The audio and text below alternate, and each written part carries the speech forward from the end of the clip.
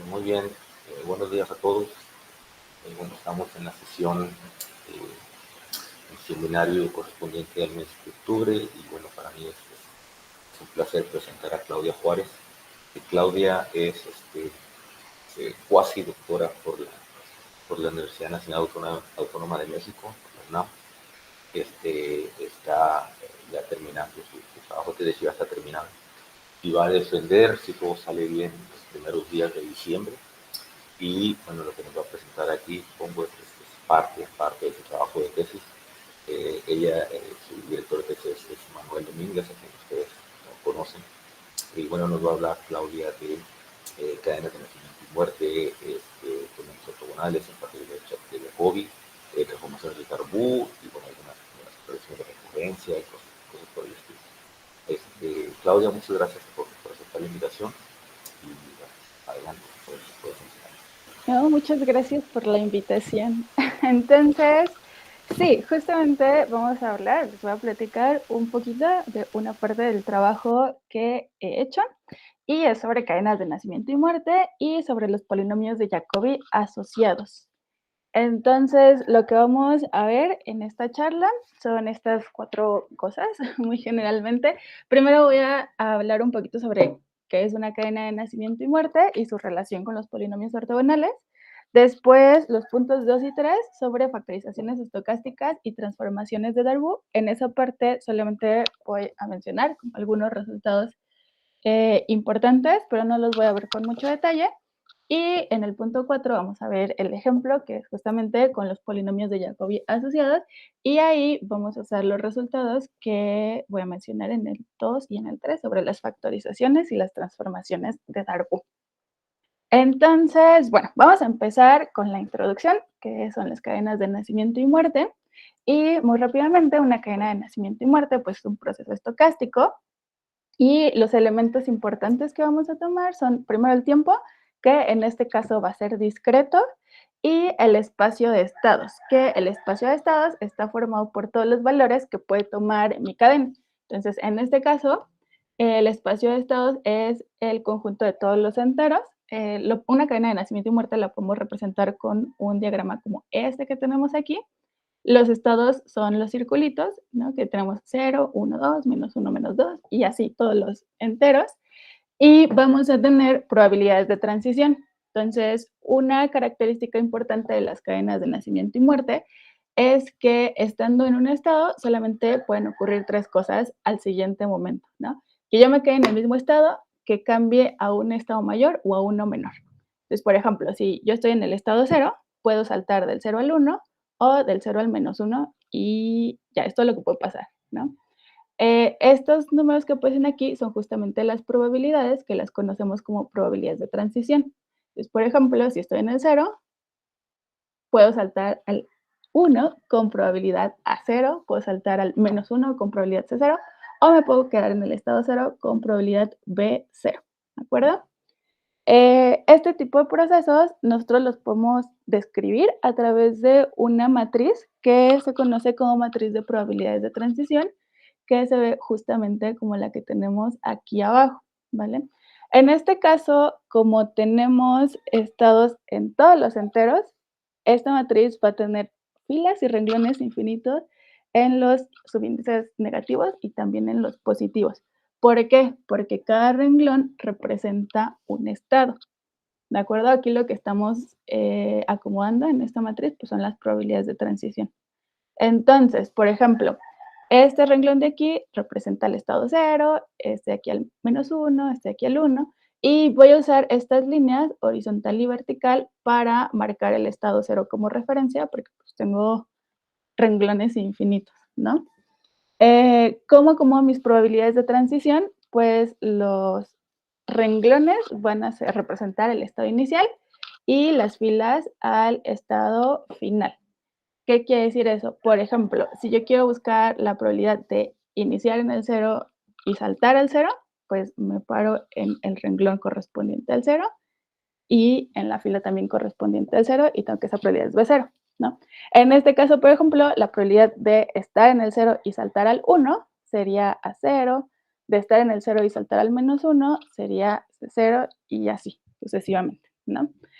Entonces, esta matriz, pues, como solamente tengo 3 casos posibles, que es quedarme en el mismo estado o saltar hacia uno de los estados, que tengo al lado, pues, esta matriz va a ser una matriz tridiagonal, bilateral, porque tengo estados infinitos hacia los 2 lados.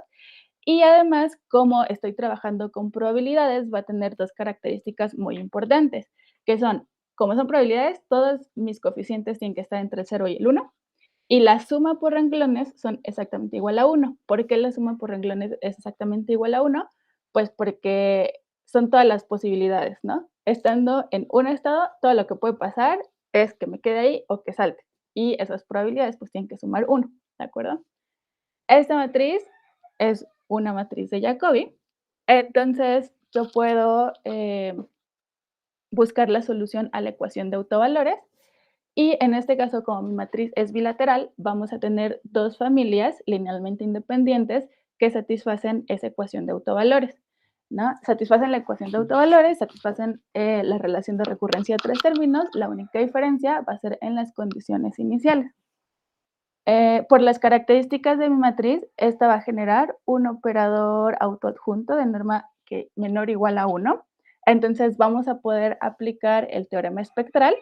Como tengo 2 familias de polinomios ortogonales, vamos a aplicar el teorema espectral 3 veces, y eso va a generar, 3 medidas espectrales, ¿no? Que los hacen ortogonales. La relación de ortogonalidad, pues, se ve como una integral, una suma y combinaciones de las 2 familias de polinomios. Entonces, para poder trabajar con 3 medidas espectrales y 2 familias de polinomios que son ortogonales, lo que vamos a hacer es representar todo en forma matricial. Entonces, lo primero que hacemos es acomodar nuestras 3 medidas espectrales en una matriz, que la vamos a llamar psi mayúscula, y se ve como esta matriz que tenemos aquí. Estas son las 3 medidas espectrales que se generan. Y tienen características interesantes, ¿no? Por ejemplo, las medidas que tenemos en la diagonal, la primera sí es una medida de probabilidad, la segunda es una medida finita, entonces puede ser una medida de probabilidad si la multiplicamos por una constante, y la que está en la otra diagonal, esta de aquí, estas en realidad son 2, pero son exactamente la misma por cuestiones de simetría, y esta es una medida asignada que integra 0. Mm, ¿Cómo se ve la relación de ortogonalidad? ¿No? Voy a tener mi matriz espectral y mis polinomios los voy a convertir también en una familia de polinomios ortogonales matriciales, ¿de acuerdo? Esta va a ser la matriz de polinomios que vamos a definir. Si observamos, pues aquí están involucradas las 2 familias de polinomios que satisfacen la ecuación de autovalores y tenemos los índices positivos y los índices negativos. La relación de ortogonalidad se ve como este producto de aquí y entendemos la integral entrada a entrada, porque pues esto de aquí también nos da una matriz, ¿no? La norma de estos polinomios va a estar dada por los coeficientes potenciales, y pues en este caso los coeficientes potenciales sí se puede tener la expresión explícita, ¿no? Ahora, ¿por qué es importante o por qué nos interesa esta familia de polinomios desde un punto de vista probabilístico? ¿No? Porque yo empecé hablando de cadenas de nacimiento y muerte y de pronto salté pues, a hablar de polinomios ortogonales. Y tenemos más de una razón. Una de las primeras cosas que podemos observar es que los coeficientes potenciales son equivalentes a lo que en probabilidad se conoce como medida invariante. Entonces, la medida invariante es como tener un estado de equilibrio en el tiempo infinito para mi proceso. Entonces, aquí tenemos una forma de calcular esa medida invariante para mi cadena de nacimiento y muerte, que es justamente pues, usando las normas de mis polinomios ortogonales. Tenemos más razones para que nos interesen los polinomios ortogonales, pensando en el punto de vista probabilístico. Una de las más importantes es, por ejemplo, la fórmula de representación integral de Carlin-MacGregor. ¿Qué nos dice la representación integral de Carlin-MacGregor? Nos da una forma de calcular probabilidades de transición a n pasos desde cualquier estado i hasta cualquier estado j a través de esta integral. Entonces, si yo no tuviera esta representación de Carlin-MacGregor, ¿cómo calcularía las probabilidades de transición a n pasos? Pues la forma usual es tomando mi matriz de transición y multiplicándola n veces. En este caso, que mi matriz es doblemente infinita, eso pues, no se puede hacer, ¿no? Entonces, con la fórmula de representación integral de Carlin-MacGregor, puedo calcular cualquier probabilidad de transición a n pasos resolviendo una integral. Entonces, ya tenemos dos razones. Y otra de las razones muy importante es que a través de la matriz espectral también podemos describir propiedades probabilísticas del proceso. Por ejemplo, mi proceso va a ser recurrente si alguna de las entradas de esta integral es divergente. Puede decir que es recurrente positivo si tengo un salto en 1, en exactamente el punto 1, y si no pasa ninguna de estas cosas, pues es transitoria, ¿vale? Quizá lo debería mencionar, ¿qué es que mi cadena sea transitoria? Es que si pasa por un estado, existe una probabilidad positiva de que nunca regrese. Ser recurrente positiva es que partiendo de un estado, cualquier estado I, el tiempo esperado en que mi proceso va a regresar a ese estado I es finito. Y recurrente, bueno, si no es recurrente positiva, es recurrente nula. Ser recurrente nula es que el tiempo esperado en que mi proceso vuelve a un estado es finito, ¿vale? Esas características las puedo escribir solamente a través de la matriz espectral. Esa es, digamos, la relación importante que tenemos entre nuestras cadenas de nacimiento y muerte y nuestros polinomios ortogonales. ¿Qué más podemos hacer teniendo estas herramientas? Bueno, una parte importante que vamos a analizar es justamente buscar otras formas de describir de forma más, digamos, simple a mi proceso. En este caso, pues la cadena de nacimiento y muerte, nosotros lo vamos a hacer a través de las factorizaciones estocásticas. ¿Qué es una factorización estocástica? Vamos a partir de la matriz de probabilidades de transición o mi matriz de Jacobi, P, y la vamos a intentar descomponer en el producto de dos matrices. Esas dos matrices, por supuesto, también tienen que ser bilaterales y vamos a buscar que sea una bidiagonal superior y otra bidiagonal inferior. Entonces, aquí de nuevo estoy usando estas líneas vertical y horizontal para marcar el estado cero, ¿de acuerdo?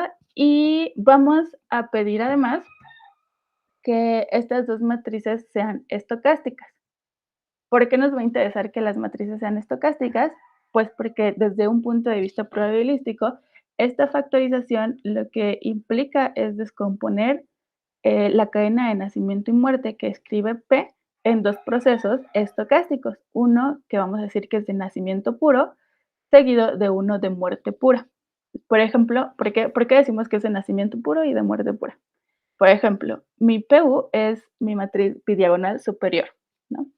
Esa matriz solamente va a tener probabilidades de quedarse en el mismo estado o de crecer un estado, ¿no? Por ejemplo, estando en el estado 0, me quedo en el 0 o paso al 1. Entonces ahí, en ese proceso, solamente voy a crecer un estado a la vez. PL va a ser el proceso de muerte pura porque pues exactamente lo mismo. Solo tengo dos posibilidades en cada uno de los estados. Me quedo en el mismo estado o decrezco uno de los estados, ¿no? Con ciertas probabilidades. Esta factorización genera un sistema de ecuaciones y lo primero que vamos a observar es que tenemos un parámetro libre que vamos a elegir como y0. Eso quiere decir que si yo fijo y0 como una probabilidad, a partir de y0 puedo calcular todos los otros coeficientes, x0, x1, y1, y también los de PLR0, S0, R1 y S1, ¿no? Lo que va a pasar es que no para todos los valores de y0 voy a obtener dos matrices que sí sean estocásticas. Entonces, la factorización estocástica no siempre va a existir. Las condiciones para que mi factorización estocástica sí exista son estas que presento aquí. Lo primero que tiene que pasar es que estas dos fracciones continuas, h, que la genero alternando los coeficientes positivos de A y de C, y h', que la generamos alternando los coeficientes negativos de A y de C, tienen que ser dos fracciones que converjan a algún valor. Y si esos dos valores convergen y yo elijo a mi parámetro libre entre h' y h, entonces la factorización estocástica sí va a existir. ¿no? La factorización que se genera a partir de ese parámetro libre sí va a existir. Entonces, en realidad sí existe. No tengo solamente una factorización estocástica, sino que tengo una familia de factorizaciones que dependen del parámetro Y0. Puedo hacer exactamente lo mismo, pero en vez de tener primero la cadena o la matriz que es bidiagonal superior, voy a tener primero la bidiagonal inferior y después la bidiagonal superior, ¿no? Esa factorización la vamos a llamar LU porque pues solamente estamos pidiendo primero la bidiagonal inferior y después la bidiagonal superior. Y de nuevo vamos a tener en este caso un parámetro libre y la factorización estocástica va a existir si ese parámetro libre está pues entre las dos fracciones continuas, que en este caso van a ser las mismas fracciones continuas.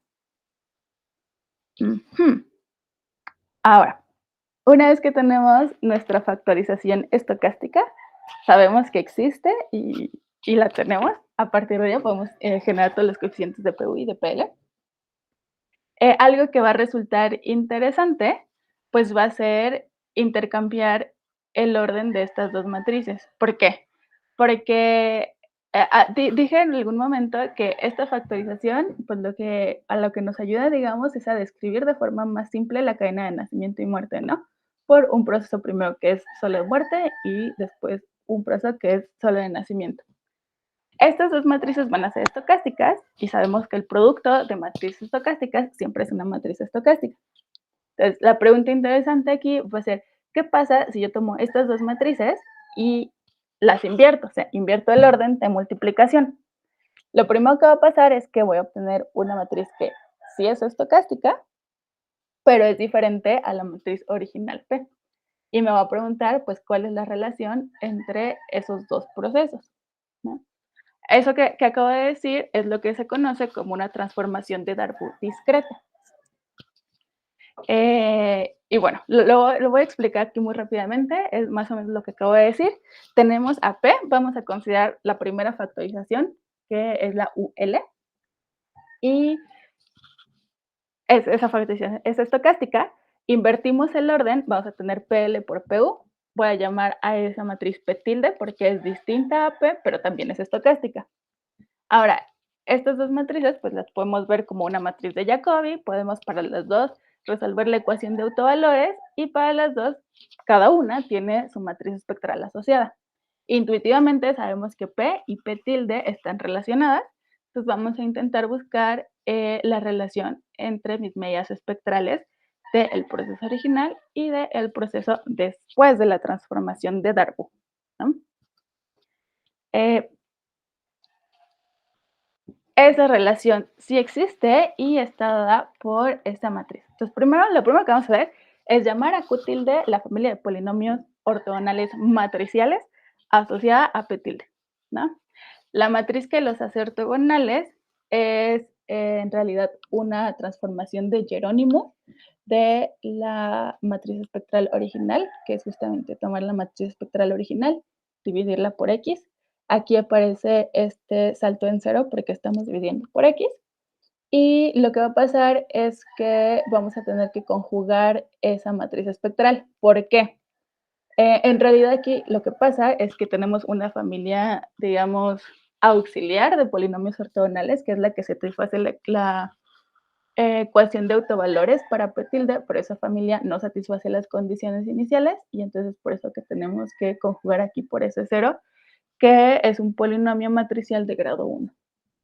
La relación de ortogonalidad pues va a estar dada por la misma integral, que de nuevo, ¿no? Recordemos que aquí entendemos la integral entrada-entrada, y la norma de esos polinomios van a ser los coeficientes potenciales ahora de P tilde. Esto mismo lo podemos hacer para la otra factorización, ¿no? La factorización LU. Entonces, si invertimos el orden de las matrices o hacemos la transformación de Darboux, vamos a obtener PU por PL. Y en este caso, de nuevo, vamos a obtener que la matriz espectral que hace ortogonales a la familia de polinomios ortogonales matriciales asociados a la transformación de Darboux va a ser una transformación de Jerónimo conjugada. Muy bien. Entonces tenemos ya estos dos resultados sobre las factorizaciones estocásticas, las transformaciones de Darboux. Y algo importante que tengo que mencionar en este punto es que el teorema espectral asegura que la matriz espectral o las medidas espectrales existen, pero encontrarlas, pues de pronto no es tan sencillo. De eso, más o menos, surgió justamente el ejemplo de los polinomios de Jacobi asociados, ¿no? Entonces, un poco la motivación de estudiar los polinomios de Jacobi asociados fue justamente que buscábamos una cadena de nacimiento y muerte no trivial a la cual le pudiéramos aplicar los resultados anteriores sobre las factorizaciones estocásticas y las transformaciones de Darboux. En este caso, para la familia polinomios de Jacobi asociados, las probabilidades de transición van a estar dadas por funciones racionales que dependen del estado en el que se encuentra la cadena. Y bueno, vamos a ver características importantes. La más importante para nosotros, pues, es la matriz de Jacobi. ¿Qué son los polinomios de Jacobi asociados? Bueno, primero, el concepto de polinomios asociados no es exclusivo de la familia de polinomios de Jacobi. Este concepto se tiene para las familias clásicas de polinomios ortogonales y se obtienen reemplazando el subíndice n por n más t, donde t es un número real, ¿no? Entonces, este concepto surgió primero para los polinomios de Laguerre y de Hermite, y después para los polinomios de Jacobi en los enteros no negativos, y después en el 99 Grunbaum y Hein extendieron esta familia al conjunto de todos los números enteros. Entonces, antes de ver el ejemplo como tal que vamos a hacer nosotros, vamos a ver muy rápidamente lo que encontraron Grunbaum y Hein en el 99, ¿no? Entonces, pues primero lo que necesitamos, o lo que hicieron, fue definir a estos coeficientes D y E, que no vamos por ahora a ver como muy detalladamente las expresiones. Lo único que nos interesa es justamente que aquí aparece n más t, ¿no? Vamos a tener n más t y este t, pues justamente va a ser el que va a provocar que estos coeficientes generen a la familia de polinomios de Jacobi asociados. Entonces, bueno, con estos coeficientes vamos a definir la matriz de Jacobi, esta matriz tridiagonal, donde tengo en la diagonal principal E y en las otras dos diagonales la raíz de D. Esta matriz es una matriz simétrica y los polinomios que satisfacen la ecuación de autovalores para esta matriz van a ser los polinomios de Jacobi asociados. ¿Por qué? Porque si yo defino a tilde y b tilde como los coeficientes de la familia de Jacobi usual en el intervalo 0, 1, pues estos D y E justamente van a ser solamente reemplazar el subíndice n por n más t, ¿no? Algo importante que no mencioné antes es justamente eso, el intervalo, ¿no? Esta familia va a ser ortogonal en el intervalo 0, 1, no en el menos 1, 1, que creo que como el más usual, ¿no? Uno de los resultados más importantes y por el cual, digamos, tomamos este ejemplo originalmente es porque para esta familia se tiene la matriz espectral que los hace ortogonales.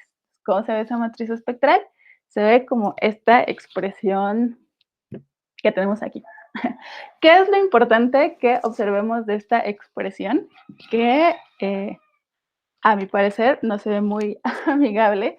Lo importante es primero que observamos que esta parte de aquí es el núcleo de una distribución beta, entonces ya empezamos con interpretaciones probabilísticas.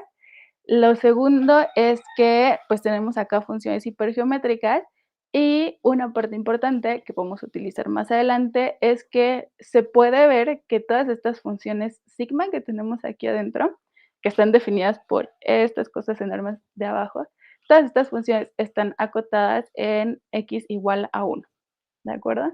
Más adelante vamos a ver por qué que estén acotadas en el 1 es importante. Entonces, esta es la familia de polinomios de Jacobi asociados. Digamos, el único problema que tenemos en este punto es que esta matriz, la matriz de Jacobi, no es una matriz estocástica, ¿no? Y en nuestro contexto de caminatas de nacimiento y muerte, de cadenas, perdón, de nacimiento y muerte, pues justamente buscamos matrices que sí sean estocásticas. Lo que vamos a hacer, pues, es tomar un poco una transformación de esa familia de polinomios, de forma que la matriz que se genera sí sea una matriz estocástica, ¿vale?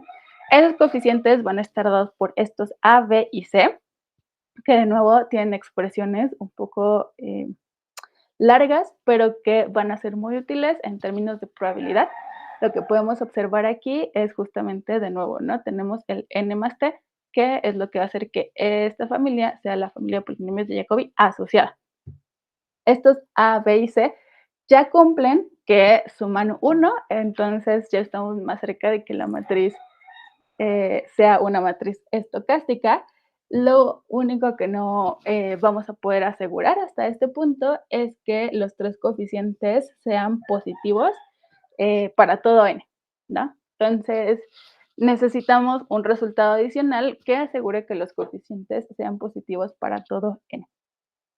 Resulta que eso va a depender del valor de t que tomemos. Entonces, se va a poder demostrar que primero beta y alfa tienen que estar en esta región, ¿no? Beta tiene que estar entre el 0 y el -1 y alfa entre el -1 y el 1.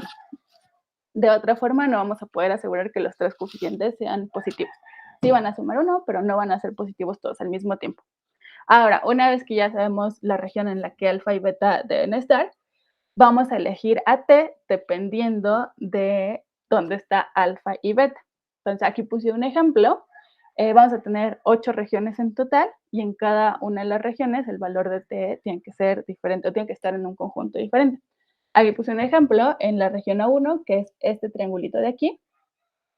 Tenemos que elegir a t en una unión de intervalos, que es esta que aparece a la derecha, para que así la matriz generada por los coeficientes anteriores sea una matriz estocástica y entonces yo pueda interpretarla como una matriz de probabilidades de transición de una cadena de nacimiento y muerte, ¿de acuerdo?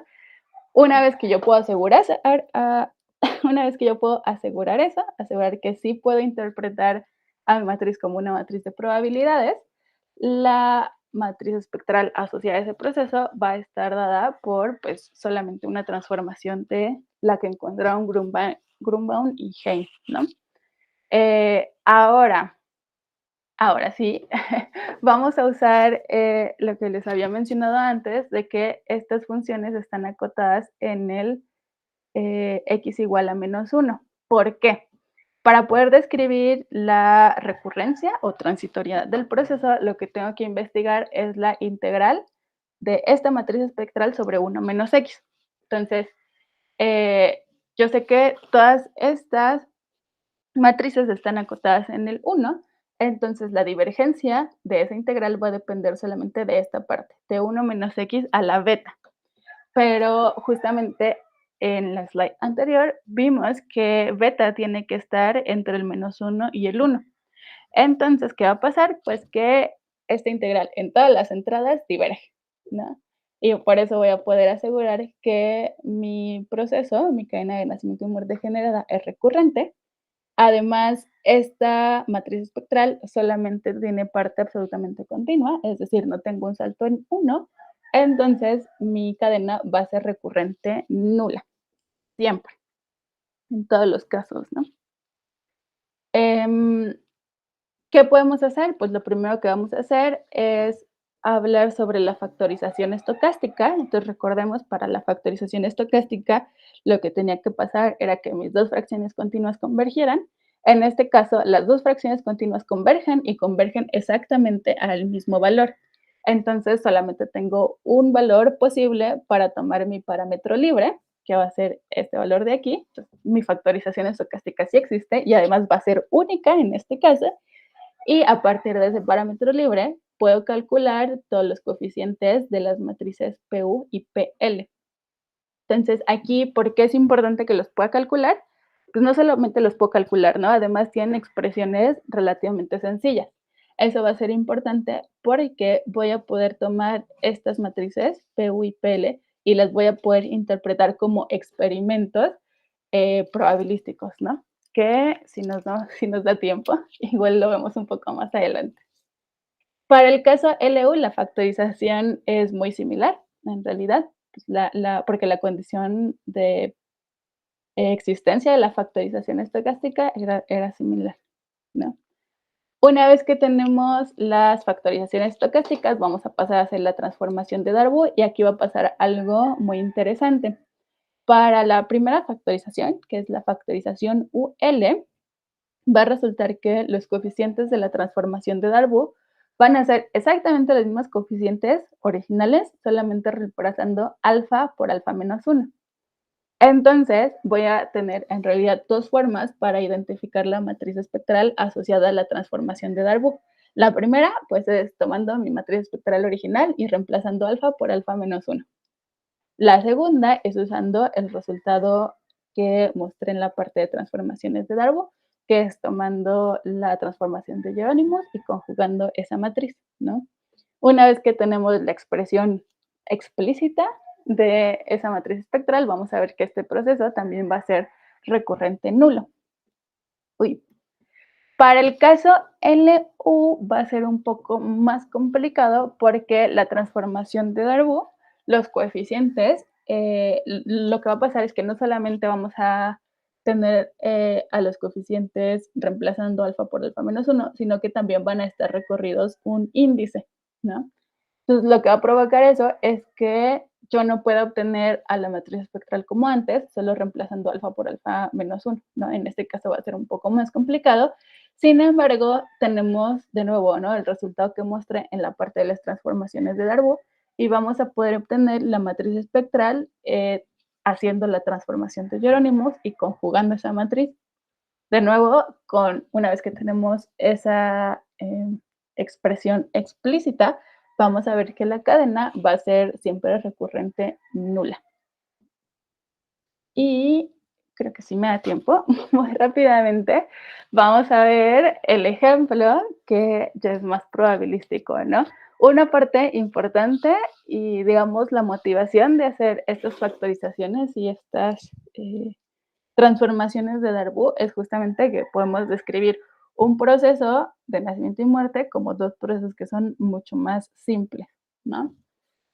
Vamos a ver un ejemplo de un modelo de urnas para esta familia de polinomios de Jacobi asociados. En realidad se tienen varios modelos de urnas que dependen de las condiciones que tomemos desde el inicio, ¿no? Vale.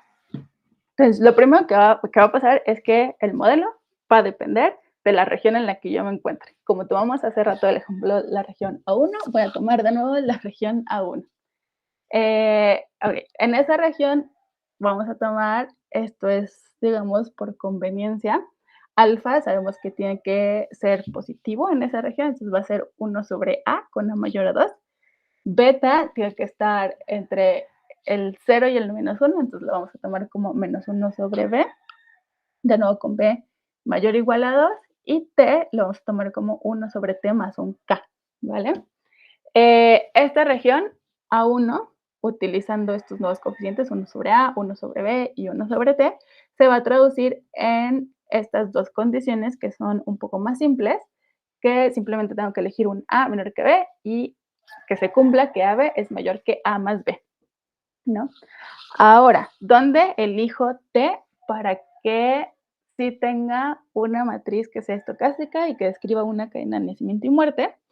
Usando justamente el teorema de las regiones, vamos a ver que tengo que elegir acá exactamente igual a n y t tiene que ser mayor a b. Hay dos opciones, es esta de aquí y la segunda es que b sea menor que at sobre a más t.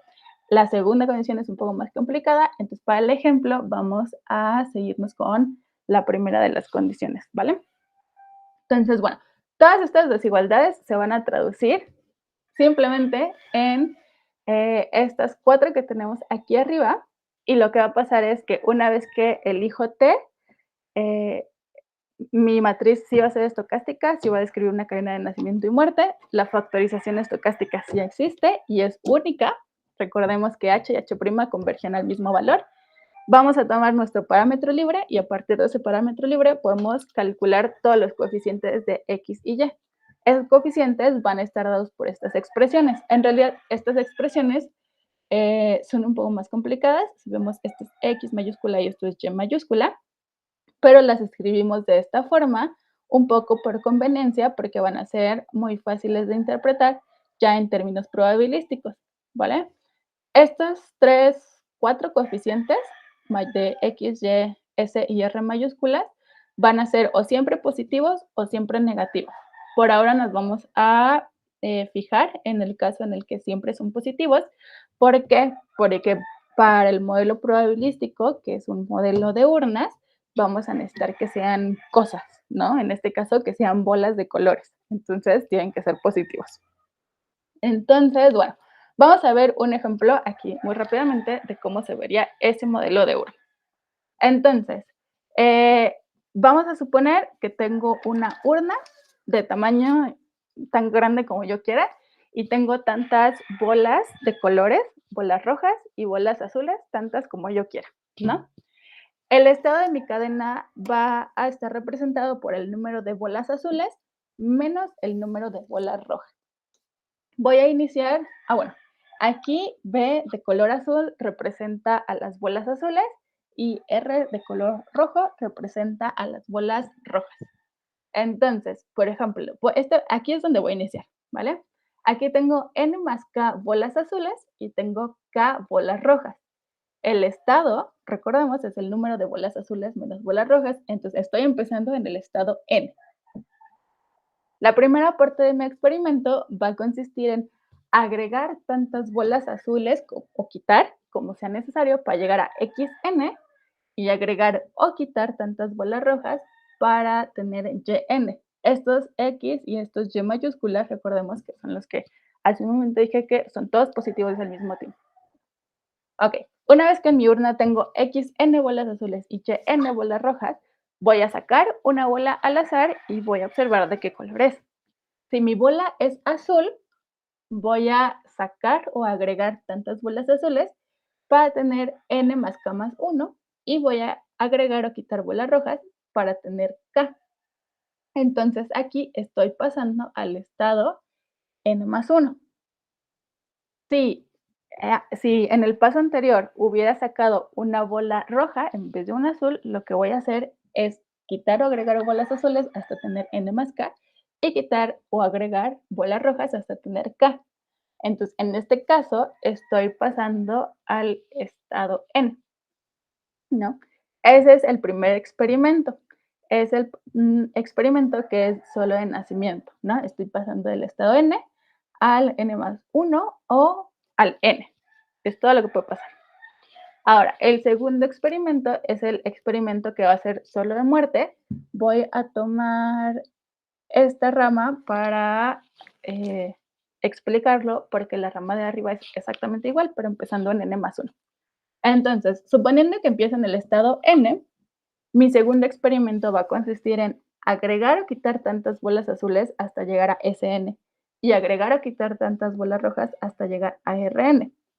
Después, de nuevo, saco una bola al azar. Si mi bola sale a azul, voy a agregar o quitar tantas bolas azules hasta llegar a N más K y agregar o quitar tantas bolas rojas hasta llegar a K.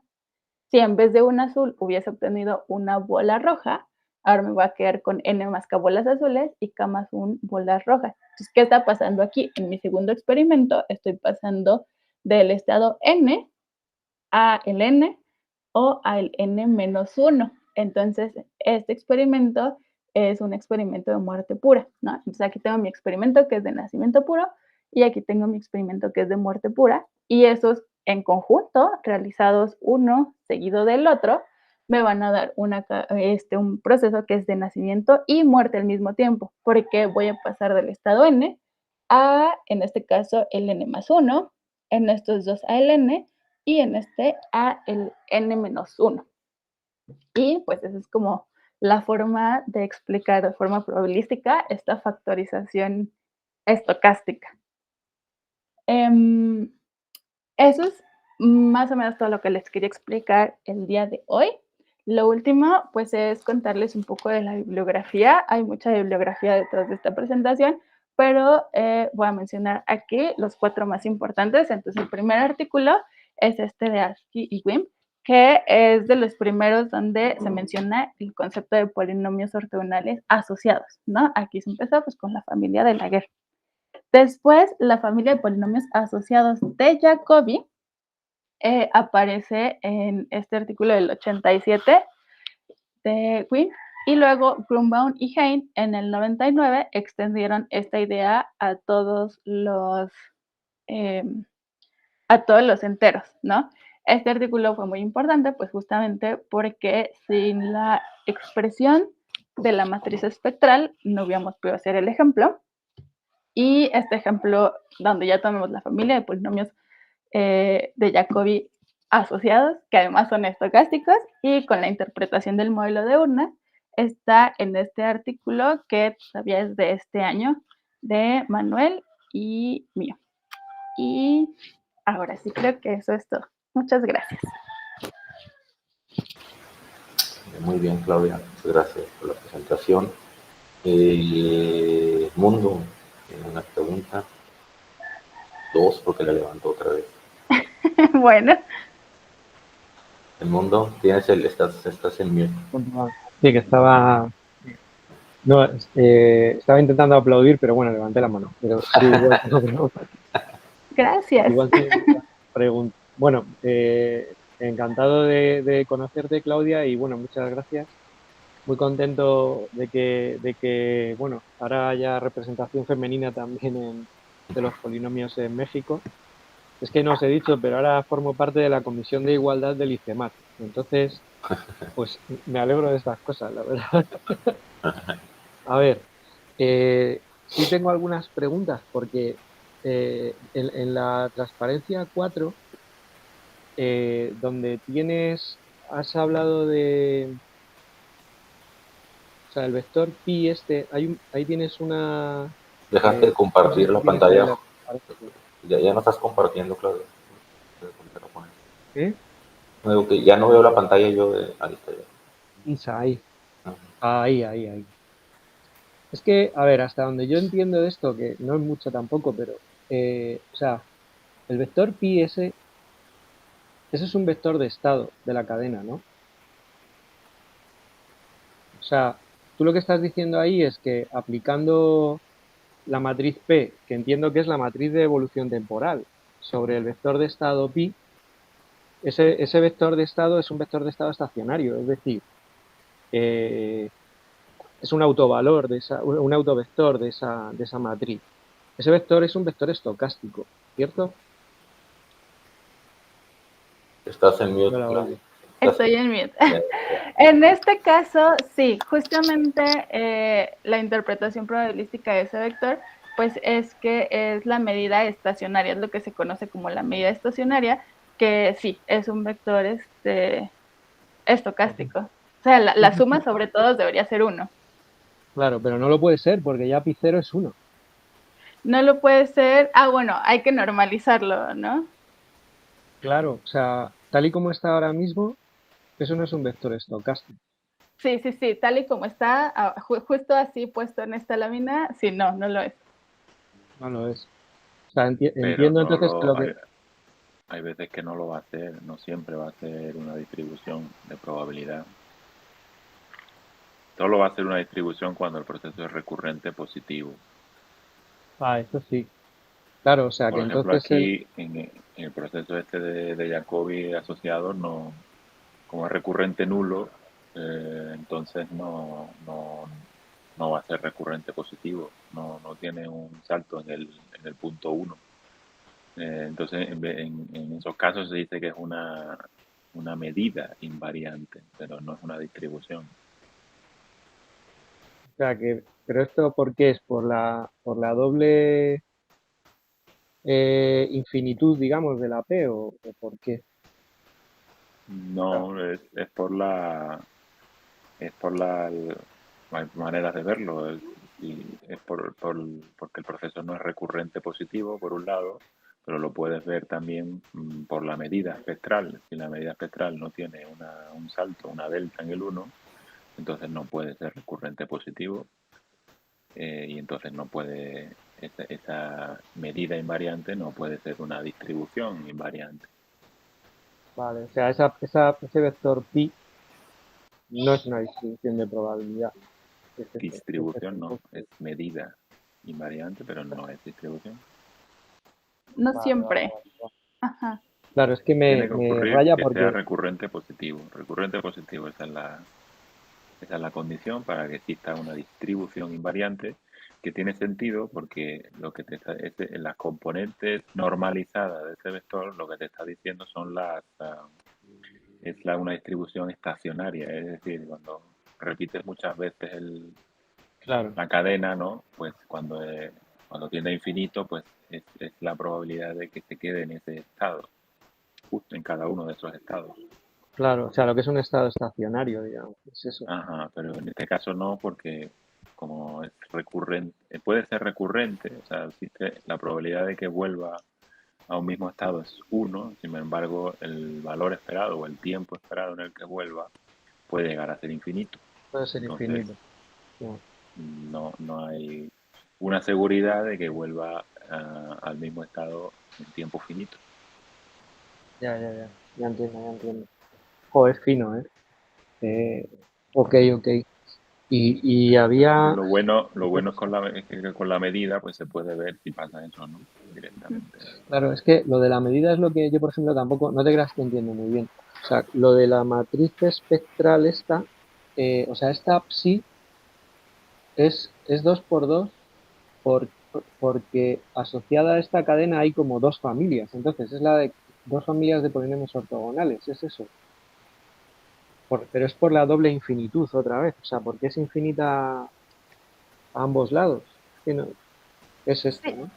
Sí, si tuviéramos una matriz que solamente es infinita hacia un lugar o hacia un Ujú. lado, por ejemplo, hacia abajo, sería solamente una medida espectral. No habría necesidad de usar las matrices y solamente habría una familia de polinomios.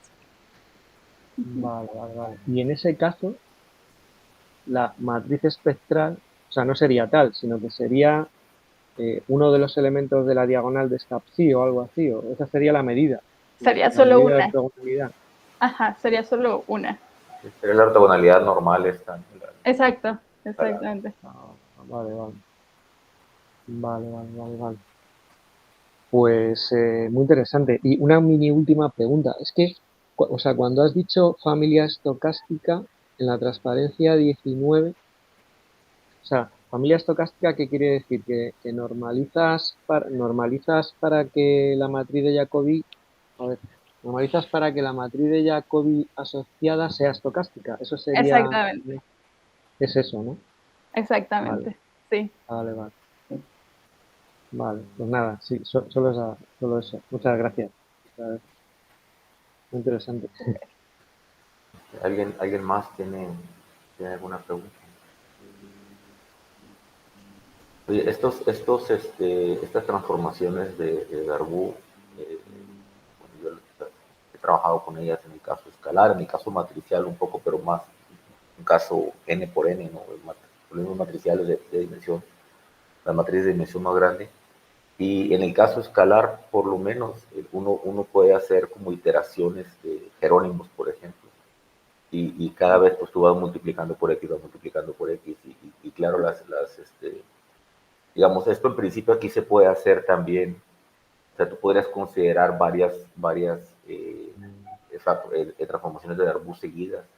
Pero, digamos, eso sí tendría eso desde el punto de vista, digamos, teórico, pues tú lo puedes hacer y vas poniendo condiciones cada vez y tal.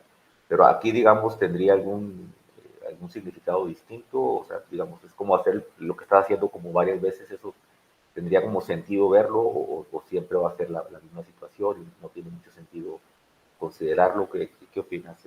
Sí se puede, pero creo que no tendría mucho sentido, porque supongamos, empezamos aquí, ¿no? Tenemos PU factorizada como PU por L, hacemos la transformación de Darboux y obtenemos PL por PU. Si hacemos otra transformación de Darboux, volvemos al proceso original que es PU por PL. Entonces, hasta Bueno, ahí nos quedamos, ¿no? Volveríamos al mismo. pero vuelves y la transformación es única, ¿no? Y no porque tú tienes, digamos, creo que ya no te da igual, ¿no? Cuando vuelves a factorizar la matriz de Jacobi, la nueva, ya no te da la misma factorización que tenías antes, te da otra cosa. O sea, otra factorización distinta. O sea, ok, ya entendí. La idea es tomar esta matriz P tilde, Como hacer la Jacobi. factorización UL Exacto. y O sea, hacer, ok. no regresar el orden, sino la Sí, sí, nueva que sí. tienes, hacer otra vez la factorización original. Y eso ya te da otra cosa, pero digamos, Sí, sí, sí. al final estás transformando y después voy a transformar.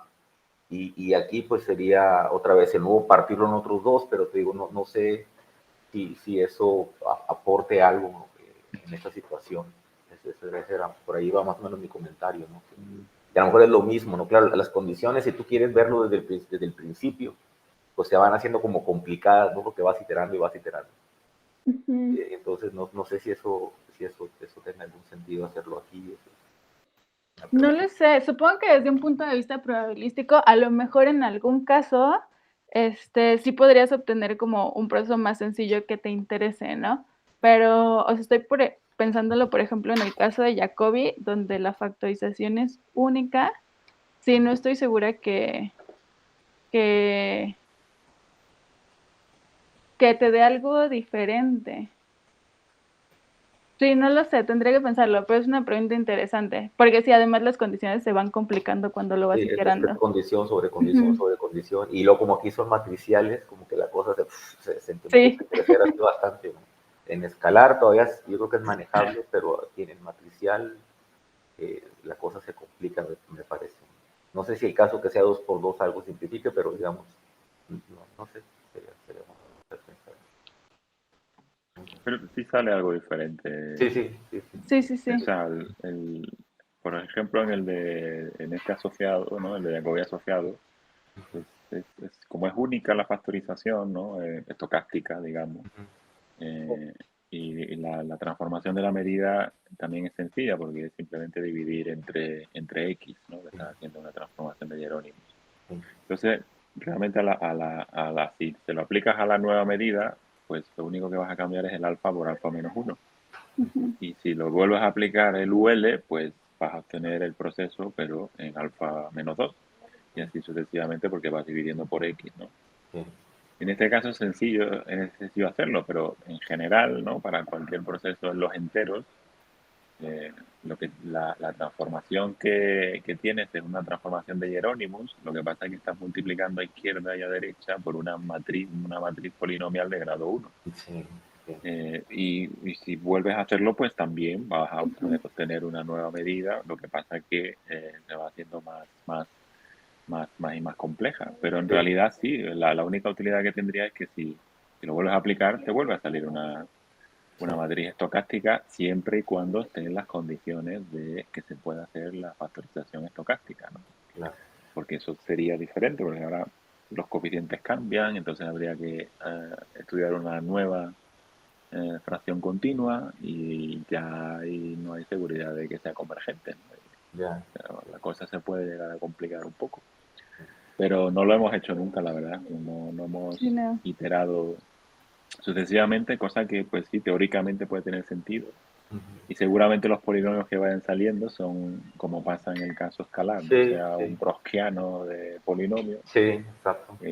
Lo que pasa es que en el caso de los enteros no tengo ni idea de lo que va a suceder, la verdad. Porque como hay dos familias linealmente independientes, no sé no sé qué es lo que va a ser el browskiano en ese caso, ¿no? Porque cuando ya te metes en matriciales, Sí, no está Que ni claro de qué es un browskiano, ¿no? exacto. en este caso de Jacobi igual y está interesante, ¿no? Porque en la transformación UL es lo que dice Manuel, recorres el alfa por alfa menos 1, por alfa menos 2 y así. Pero en el caso del LU, recorres el alfa y además el índice. Y ahí pues ya no está tan fácil. O sea, esto pues recorriendo todo. Pues bueno. Ujú.